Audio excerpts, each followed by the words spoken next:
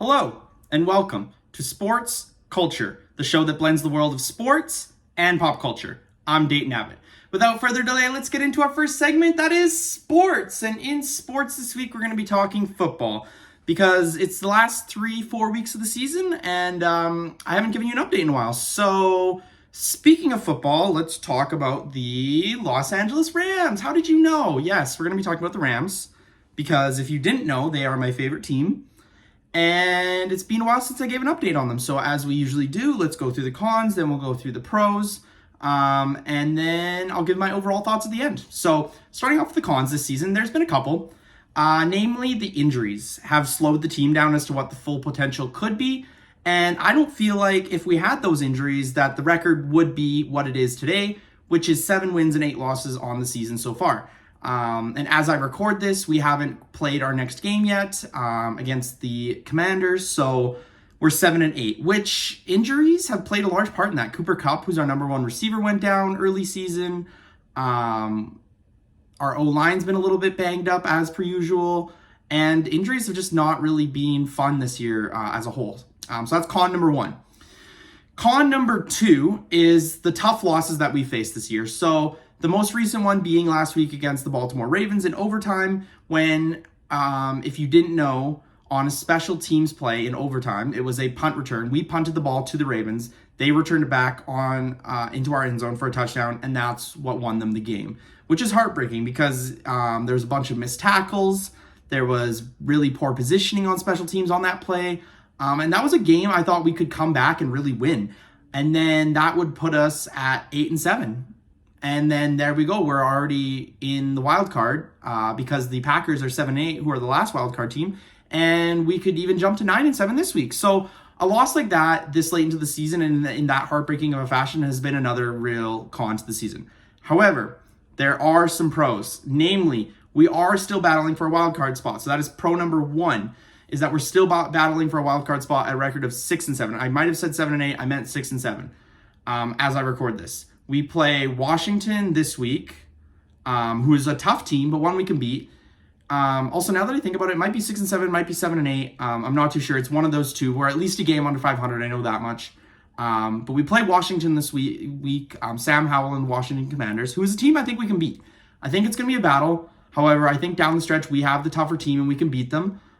So if we beat them, we get to 500, we battle for the wild card, we get into the playoffs. That would be really fun, especially for a season where we're trying to turn it around. And speaking of turning it around, the second pro is that lots of younger players have stepped up this season, both on the offensive side and on the defensive side. On the offensive side of the ball, it's been the emergence of Puka Nacua, the receiver, as well as running back Kyren Williams, who's been a 5th-round pick, who's been amazing running the ball ever since Cam Akers left, or we traded him. And then on the defensive side of the ball, it's been guys like Darion Kendrick stepping up in the cornerback position ever since Jalen Ramsey got traded, as well as Byron Young as an outside linebacker. I think he's really done a lot to pressure the quarterback and really help contribute and really help out Aaron Donald on the defensive side of things, pressuring the quarterback.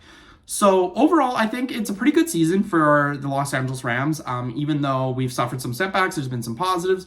I just really hope that we get enough wins to get into the dance or the tournament or the playoffs as we call them, because that would be really fun to see this team go really far into the playoffs. And that is sports this week. So let's jump into Spotlight without further ado. That's what we're going to start doing for Spotlight. We're going to start doing a Spotlight because the Spotlight's like coming down from above. So it's like Spotlight. And the Spotlight this week is going to be a movie review on the movie Napoleon. Starring Joaquin Phoenix. We're going to give a couple pros, a couple cons, and then my overall thoughts, just like we did for sports.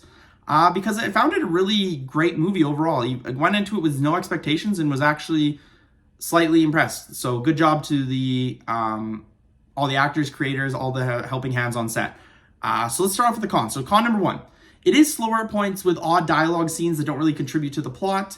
It's a lot of character building, so just prepare for that. It's a lot of discovering who Napoleon is, who influences him, who he throws his support behind, all that type of stuff. So it is a little bit slower at points. And then moving into my second con is it felt like a longer movie due to those added text scenes, or due to added text scenes. So filling in the parts where a scene can't really explain. So giving historical context or background, that's what I mean when I say added text scenes.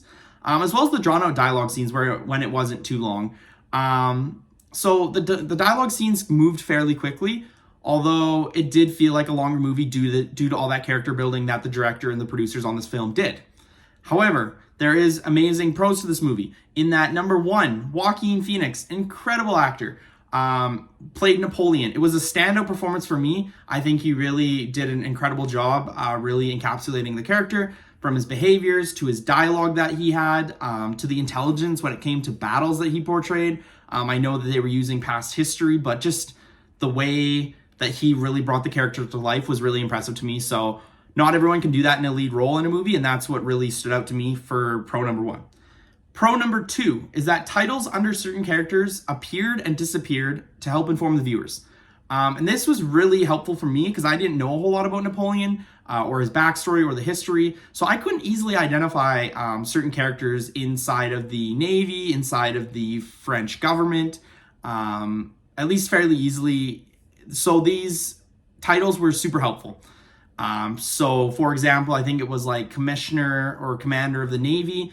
His title would pop up, you'd see it for like enough to read it, and then it would slowly start to fade out, which was awesome because I think the average viewer may or may not know a lot about Napoleon, so that really helped inform the viewer on the movie as a whole.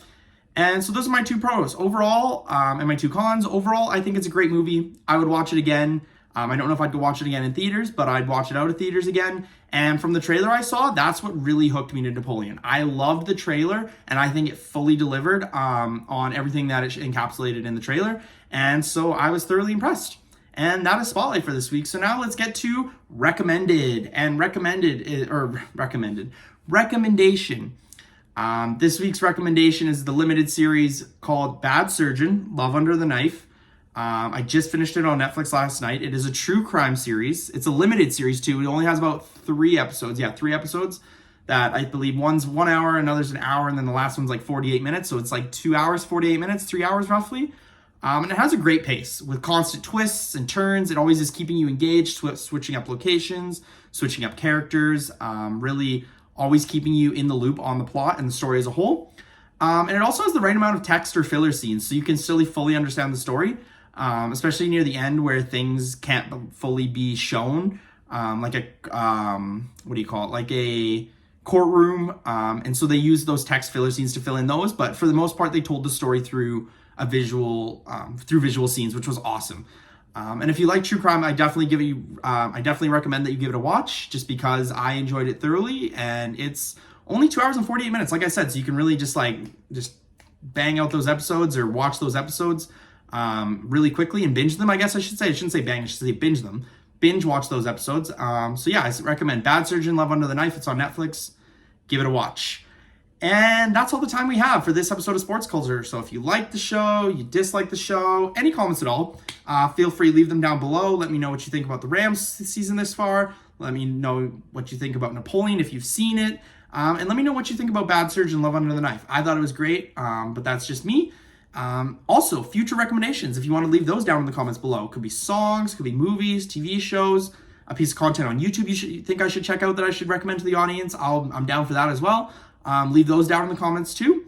And if you'd like to follow me, you can do so on Twitter or X, or Instagram. So I should say Twitter/X or Instagram. My Twitter is @Dayton__Abbott, and my Instagram is Dayton.Abbott. You'll find those in the description. And as always, take care. Thanks for watching. See you next time.